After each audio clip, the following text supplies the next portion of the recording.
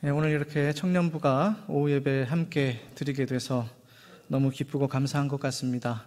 저희 청년부가 장소만 바뀌었지 똑같이 이렇게 예배를 드립니다. 앞에서 찬양 인도를 했는데 오늘 좀 템포 맞추기가 좀 생소하셨을 수도 있을 것 같은데 그래도 잘 함께 찬양해 주셔서 너무 감사를 드립니다. 오늘 우리가 함께 읽은 느헤미야 9장 본문 말씀에 나타난 하나님은 크신 긍휼로 구원하시는 하나님입니다. 27절 하반절에 이렇게 기록하고 있습니다. 주의 크신 긍휼로 그들에게 구원자들을 주어 그들을 대적의 손에서 구원하셨거늘. 긍휼이 주님의 속성이라는 것 우리가 너무 잘 알고 있습니다. 그냥 긍휼이 아니라 크신 긍휼입니다. 자기 백성을 향한 주님의 크신 긍휼입니다. 크신 긍휼은 아주 큰 거대한 주님의 자비하심, 매우 불쌍히 여기시는 주님의 마음, 엄청난 사랑, 위대한 사랑을 의미합니다. 결코 변하지 않고 깨어지지 않는 주님의 사랑, 무조건적인 주님의 사랑과 보살핌이 곧 주님의 크신 긍휼입니다. 한마디로 요즘 젊은 분들, 청소년 애들이 흔히 하는 말로 주님은 겁나게 긍휼하신, 겁나게 사랑이 많으신 분이라는 겁니다. 여러분 공감하십니까? 이렇게 주님의 긍휼이 크시니까 주님은 자기 백성을 넉넉히 구원하실 수 있는 겁니다. 주님의 크신 긍휼은 주님의 구원의 가장 크고 확실한 동기, 가장 분명한 구원의 이유입니다. 이것 말고 주님의 백성이, 인간이 구원받을 만한 이유가 없습니다. 아무리 애쓰고 노력해 봐야 구원받을 만한 자격을 얻을 수가 없습니다. 너무 다행이라는 생각이 들었습니다. 주님의 긍휼이 나처럼 작은 긍휼이 아니라서 너무 감사했습니다. 주님의 긍휼이 적당히 보기 좋을 만큼의 긍휼이 아니라서, 주님의 긍휼의 크기가 우리를 구원하신 긍휼의 크기보다 조금만 작았더라면 우리는 결코 구원받지 못했습니다. 프랑스 작가 빅토르 위고의 소설 레 미제라블에서 장발장에게 긍휼을 베푼 사람이 있습니다. 장발장은 가난 때문에 빵 한 조각 훔쳤다가 결국 징역 19년의 형벌을 받았습니다. 석방은 됐지만 전과자라는 낙인 때문에 사람들에게 철저히 외면당하고 버림받았습니다. 깊은 상처와 분노와 절망 속에서 살았습니다. 그러다가 미리엘 주교의 집에서 하룻밤 지내게 됐습니다. 유일하게 장발장을 받아주었던 사람이었습니다. 그런데 그는 은식기를 훔쳐서 도망쳤습니다. 경찰에 붙잡혀서 주교 앞으로 끌려왔는데 주교가 경찰에게 얘기합니다. 그 은식기는 내가 그에게 준 것입니다. 그리고 이것도 가져가라면서 은촛대까지 장발장에게 내어주었습니다.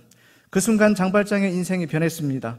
장발장은 분노와 상처와 절망에서 빠져나올 수 있었습니다. 선한 일을 위해서 열심히 살았습니다. 공장도 세웠습니다. 가난한 사람들을 돕고 지역사회에서 존경받는 시장도 되었습니다. 쿠데트라는 고아 소녀를 자기 딸로 품고 사랑으로 키워냈습니다. 그의 인생은 박수 쳐줄만 하고 사람들에게 감동을 주는 인생으로 변화되었습니다. 비록 꾸며낸 소설 이야기지만 우리에게 주는 교훈, 감동이 있습니다. 미리엘 주교의 긍휼이 아니었더라면 장발장의 인생은 비참한 인생으로 끝을 맺었을 것입니다. 은식기를 훔친 이후에 장발장은 더 이상 존재하지도 기록될 수도 없었을 텐데 미리엘 주교의 긍휼 덕분에 장발장 인생의 후반기, 새로운 인생이 시작될 수 있었습니다. 우리 역시 마찬가지입니다. 주님의 크신 긍휼이 아니었더라면 오늘 우리가 이렇게 은혜의 자리에서 주님의 평강을 누리면서 행복하게 예배할 수도, 기쁨으로 신앙생활할 수도 없었을 것입니다. 대림절 첫째 주일을 보내고 있습니다. 예수님께서 이 땅에 오시지 않으셨더라면, 우리를 위해서 십자가의 고난을 당하지 않으셨더라면 우리는 결코 구원받을 수 없었습니다. 우리가 너무 잘 알고 있듯이 주님의 십자가의 은혜가 아니면 우리에게 구원은 불가능한 일입니다. 십자가를 통해서 나타내신 주님의 긍휼하심이 아니고는 우리에게 구원은 정말 멀고 먼 얘기, 뜬구름 잡는 얘기입니다. 예수님의 오심을 기다리는 이 대림절기에 날씨는 점점 추워지겠지만 주님의 크신 긍휼을 다시 한번 기억하면서 우리 모두가 의미 있고 소중하고 행복한 계절, 마음 많은 따뜻한 계절을 보낼 수 있으면 좋겠습니다. 주님의 구원은 과거와 현재와 미래를 아우르는 참으로 신비로운 구원입니다. 예수님께서 십자가에 달려 죽으시고 부활하심으로 우리의 죄값을 단번에 완전히 지불하셨기 때문에 우리는 이미 구원받았습니다. 우리는 예수님 믿고 이미 하나님 자녀가 되었습니다. 또한 하나님의 영이시고 예수의 영이신 성령 하나님께서 우리 안에 역사하셔서 우리 성품, 우리의 습관, 우리의 마음, 우리의 삶을 변화시키고 계십니다. 우리 삶이 예수님을 닮아가도록 도와주고 계십니다. 우리는 지금 현재 성령님을 통해서 구원의 은혜를 경험하고 있는 셈입니다. 그리고 장차 주님께서 다시 오실 때 상상이 잘 안 될 수 있겠지만 우리는 그때 부활의 몸을 입고 영광스러운 모습으로 주님 앞에 서서 완전하고 영원한 구원을 경험하게 될 것입니다. 이 정도만 생각해봐도 구원은 참으로 신비롭고 놀라운 주님의 은혜입니다. 주님의 크신 긍휼이 늘 우리와 함께 하시기 때문에 이런 놀라운 구원이 오늘 우리에게 주어진 것입니다. 바벨론 포로에서 예루살렘으로 돌아온 유다 백성들이 여러 가지 방해가 있었지만 느헤미야 선지자의 지도하에 52일 만에 예루살렘 성벽을 재건했습니다. 무너지고 흩어졌던 이스라엘 공동체가 다시 세워지는 계기를 만들게 됐습니다. 성벽 건축 후에 에스라 선지자가 백성들에게 율법을 낭독했습니다. 백성들은 율법의 말씀을 듣고 자신들과 자기 조상들의 삶을 돌아보면서 자신들이 왜 포로로 끌려갈 수밖에 없었는지 깨닫게 됐습니다. 백성들은 주님 앞에서 회개하기 시작했습니다. 나라를 위해서, 민족을 위해서 자신들의 죄와 허물을 주님 앞에 고백하며 엎드렸습니다. 오늘 우리가 읽은 느헤미야 9장 본문은 유다 백성들의 전 민족적인 회개 기도의 일부분입니다. 본문 말씀 다시 한번 살펴보면서 크신 긍휼로 구원하시는 주님에 대해서 좀 더 구체적으로 생각해 보도록 하겠습니다. 첫째, 주님은 약속하신 말씀을 성취하심으로 크신 긍휼을 베풀어 주십니다. 우리 23절 말씀 함께 읽겠습니다. 시작. 주께서 그들의 자손을 하늘의 별같이 많게 하시고 전에 그들의 열조에게 들어가서 차지하라고 말씀하신 땅으로 인도하여 이르게 하셨으므로. 아멘. 레위 사람들이 백성들을 대표해서 주님께 기도하고 있습니다. 주님께서 아브라함에게 하신 약속, 아브라함의 후손들을 하늘의 별같이 많게 하셔서 큰 민족을 이루게 하겠다. 그들에게 약속한 땅, 젖과 꿀이 흐르는 땅에 들어가게 하겠다 말씀하셨는데 주님께서 그 말씀을 그대로 이루셨음을 고백하고 있습니다. 24절부터 25절 말씀 보시면 주님께서 이스라엘이 그 땅에 들어가서 가나안 사람들의 땅을 차지하게 하셨다. 그래서 모든 아름다운 것들로 가득한 집에 살게 되었다. 이미 파놓은 우물물을 마시게 됐고 포도원과 감람원에서 포도와 올리브 열매를 풍족히 얻었고 온갖 과일을 배불리 먹을 수 있었다. 주님께서 약속하신 말씀을 성취하셔서 이스라엘 민족 유대 나라가 이 좋은 땅에서 온갖 좋은 것들을 풍성히 누리며 살게 되었노라고 주님의 크신 긍휼을 고백하고 있습니다. 하나님께서 약속하신 말씀을 지키시니까, 말씀하신 대로 그대로 이루시니까 놀라운 은혜, 놀라운 복이 그들 가운데 임하게 되었습니다. 애굽에서 종살이하면서 고통 중에 있던 이스라엘 백성들이 주님의 크신 긍휼 덕분에 자유를 얻게 되었습니다. 새로운 땅에서, 약속하신 땅에서 주님께서 베푸시는 풍성한 삶을 누리게 되었습니다. 주님께서 약속하신 말씀을 성취하심으로 이스라엘이라는 민족, 이스라엘이라는 나라가 이 땅에 존재하게 되었습니다. 주님께서 약속하신 말씀을 이루심으로 주의 백성들이 이 땅에 존재하게 되는 것, 주님께서 말씀을 성취하심으로 주의 자녀들이 이 땅에 살면서 풍성한 삶을 누리는 것, 이것은 틀림없이 주님께서 자기 백성에게 베푸시는 크신 긍휼이요, 주님께서 베푸시는 구원의 구체적인 현상이라 할 수 있겠습니다. 오늘 우리도 이런 구원을 이미 경험하고 있습니다. 말씀이 육신이 되셔서 이 땅에 오셨습니다. 이 땅에 오신 예수님을 통해서 주님의 약속하신 말씀이 온전히 이루어졌습니다. 주님께서 이 땅에 오심으로 오늘 우리가 존재하고 있습니다. 주님께서 이 땅에 오지 않으셨더라면, 주님께서 말씀을 성취하지 않으셨더라면 우리는 존재할 수 없었습니다. 존재하고 있더라도 너무 비참한 모습으로 살고 있을 것 같습니다. 주님께서 말씀을 성취하시니까 우리가 주의 백성, 주의 자녀가 되었습니다. 풍성한 삶을 누리게 되었습니다. 자유를 누리게 됐습니다. 새 생명을 얻었습니다. 영생을 얻었습니다. 하나님 나라를 소유하게 되었습니다. 이보다 더 풍성한 삶이 어디 있겠습니까? 예수님과 상관없는 나, 말씀을 이루시는 주님과 상관없는 나를 한번 상상해 보십시오. 상상이 잘 안 될 수 있지만 비교해 보면 어떻겠습니까?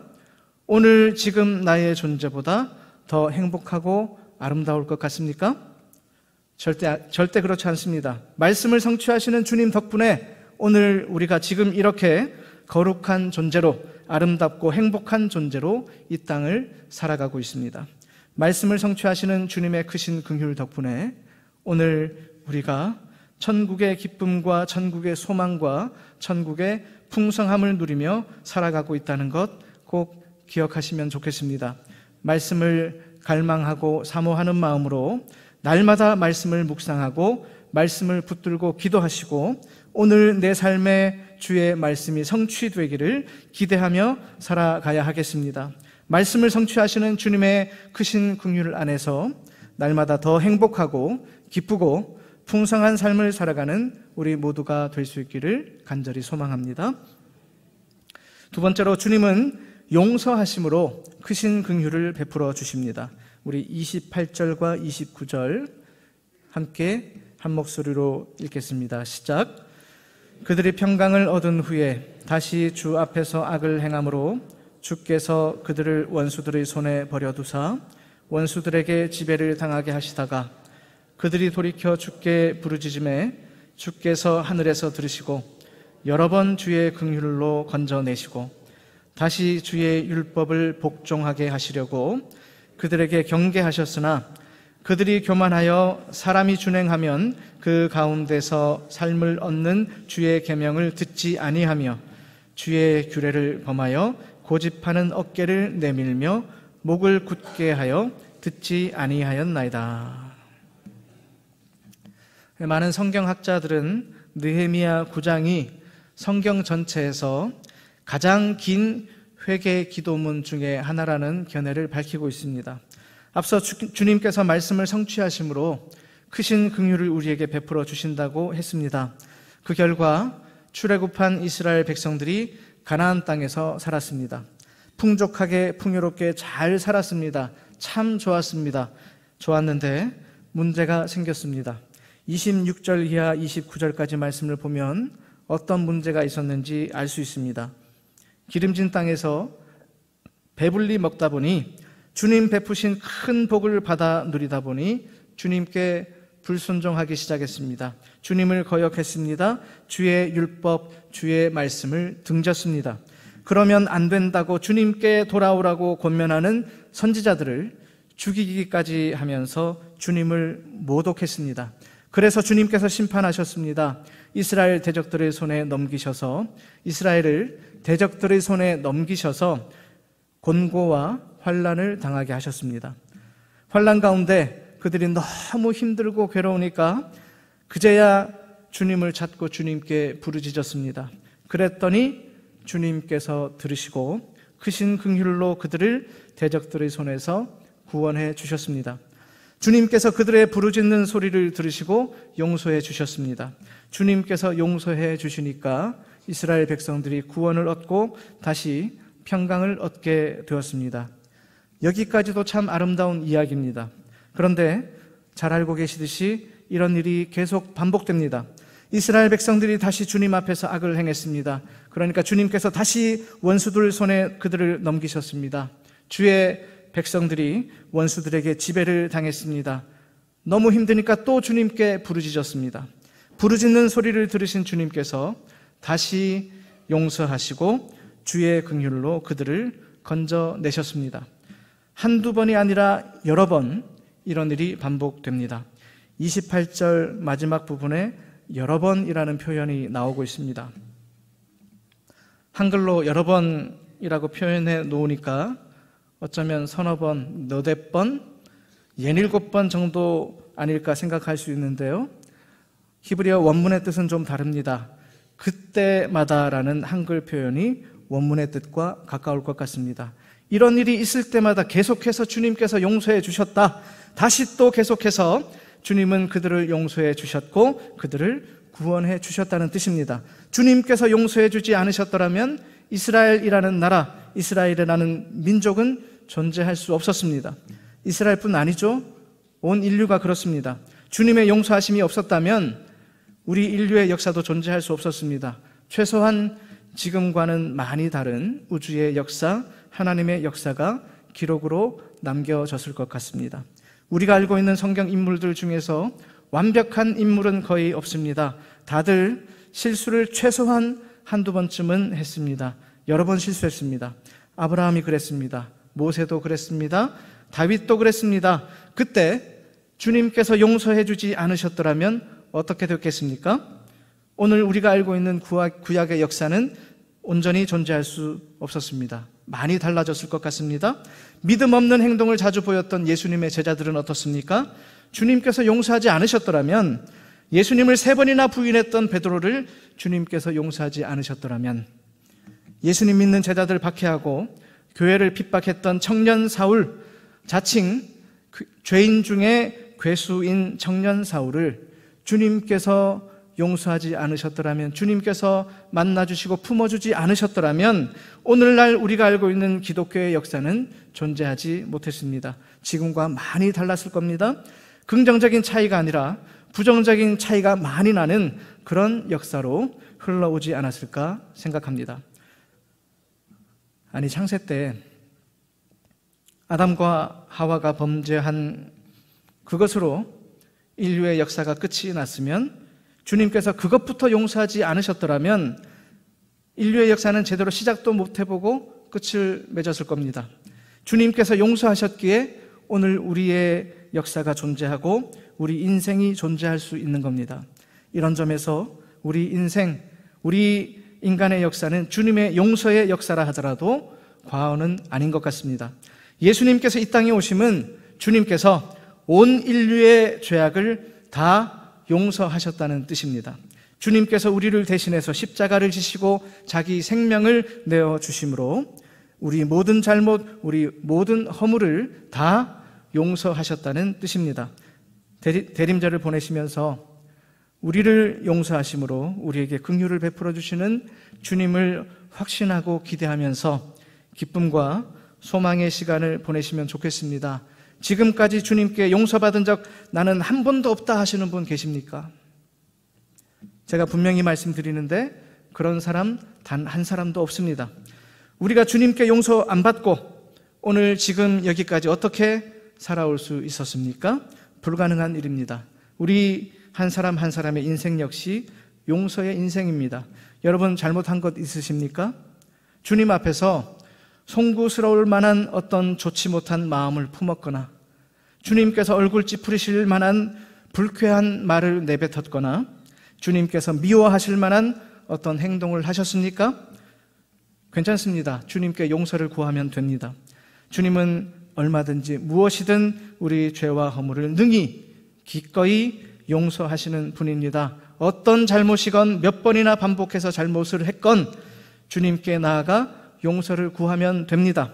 물론 용서의 주님이시기에 우리 죄악을, 우리 허물을 정당화할 수는 없습니다. 우리 주님의 성품을 시험해서는 안 됩니다.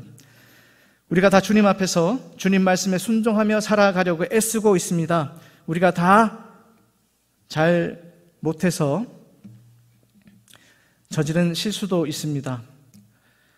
특별히 우리 젊은 청년의 때에 그럴 수 있습니다. 저도 그랬던 것 같습니다. 잘 몰라서 지은 죄도 있고 알면서도 절제가 안 돼서 노력하는데도 잘 안 될 때가 있었습니다.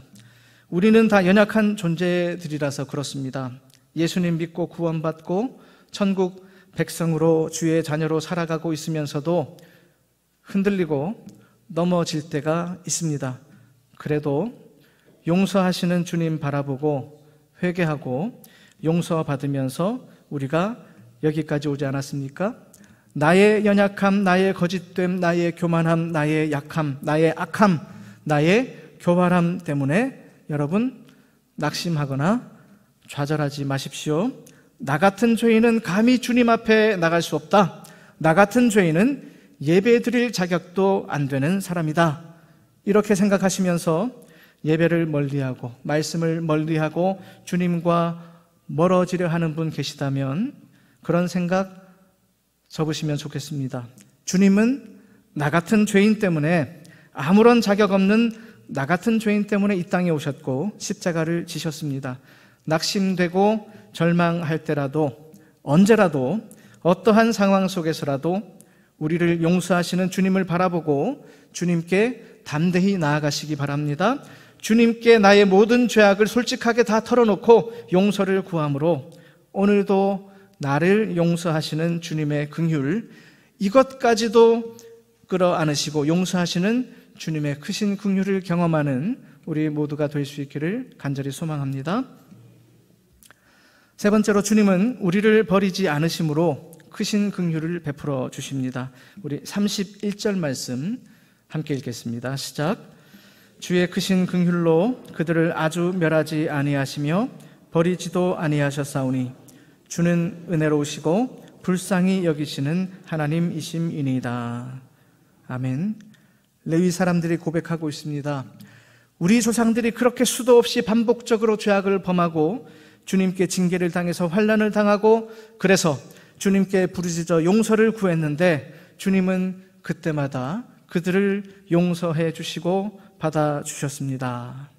주의 크신 긍휼로 이스라엘을 아주 멸하지 아니하시고 버리지도 아니하셨습니다. 주님은 정말 은혜로우시고 불쌍히 여기시는 하나님이십니다. 어찌 보면 구제불능과도 같은 이스라엘이었는데 주님은 그들을 완전히 멸하지 않으셨습니다. 그들을 버리지 않으셨습니다. 주님은 끝까지 참고 기다리셨습니다. 그들은 주님을 등지고 주님을 배반하고 주님을 멀리했지만 주님의 마음은 변함없이 그들을 향하고 있었습니다. 그들을 향한 주님의 사랑은 결코 멈추지 않았습니다. 그들은 고개를 돌려서 이방 우상을 바라보았습니다. 그들은 어리석게도 말 못하고 움직이지 못하는 우상 앞에 엎드려 경배했습니다. 주님은 화도 나셨지만 안타까운 마음으로 기다리셨습니다. 그들을 불쌍히 여기시고 여전히 그들 곁에 계시면서 그들이 돌아오기만을 기다리셨습니다. 임마누엘의 주님은 결코 그들을 떠나지 않으셨고 그들의 아버지 하나님 되시는 주님은 그들을 결코 버리지 않으셨습니다. 그들을 포기하지 않으시고 버리지 않으신 주님 덕분에 이스라엘은 하나님의 백성으로 회복될 수 있었습니다. 주님의 크신 긍휼 덕분에 이스라엘이 존속할 수 있었습니다. 나의 삶을 돌아보고 나를 들여다볼 때 내가 생각해도 징글 맞을 때가 있지 않습니까? 저만 그런가요? 저는 가끔씩 그럴 때가 있습니다. 별로 존중받을 만한 자격이 없는 사람이라는 생각이 들 때가 있습니다. 그런데 그러다가도 주님 생각하게 되면 그래도 마음의 위로를 얻습니다. 자주 넘어지고 실패하기를 반복하는 나의 연약함 때문에, 나의 무능함 때문에 너무 괴로워하지 않으시면 좋겠습니다. 나 자신을 너무 쉽게 포기하지 않으시면 좋겠습니다. 넘어지고 또 넘어지고 실패하고 또 실패하고 어리석은 일을 반복하더라도 너무 자책하거나 죄책감으로 절망하지 마십시오. 스스로 자존감을 무너뜨리지 않으시면 좋겠습니다. 예수님께서 성육신하셔서 이 땅에 오신 일은 우리를 결코 포기하지 않겠다, 우리를 결코 버리지 않겠다는 우리 주님의 강한 의지를 보여주는 사건입니다. 그렇지 않습니까? 죄 많은 우리, 나 같은 죄인을 그냥 포기하고 버리기로, 내버리시기로 결정하셨다면 주님께서 이 땅에 오실 이유가 전혀 없었습니다. 혹시라도 부모는 자녀를 포기할 수 있어도 우리 주님은 그렇지 않습니다. 주님은 우리를 절대 포기하지 않으시고 버리지 않으십니다. 부모라도 제 자식을 영원히 품에 품고 살아갈 수 없지만 우리 주님은 영원히 우리와 함께 하시면서 우리를 변함없이 품어주십니다. 우리 주님은 한순간도 놓치지 않고 크신 긍휼의 손으로 우리를 꼭 붙들어 주셨습니다. 주님께서 우리를 절대 포기하지 않으시고 우리를 절대 버리지 않으시기 때문에 우리가 스스로 우리 인생, 우리 삶의 한 부분, 한 조각이라도 포기해야 할 이유는 전혀 없습니다. 임마누엘의 주님께서 변함없이 나와 함께 하신다. 주님은 결코 나를 버리지 않으시고 포기하지 않으신다는 이 사실을 늘 기억하시면서 삶 속에서 주님의 크신 긍휼과 구원의 손길을 더욱 풍성히 경험하는 우리가 될 수 있기를 소망합니다. 이 대림의 계절에 주의 크신 긍휼로 우리를 구원하시는 주님을 더욱 온전히 바라볼 수 있으면 좋겠습니다.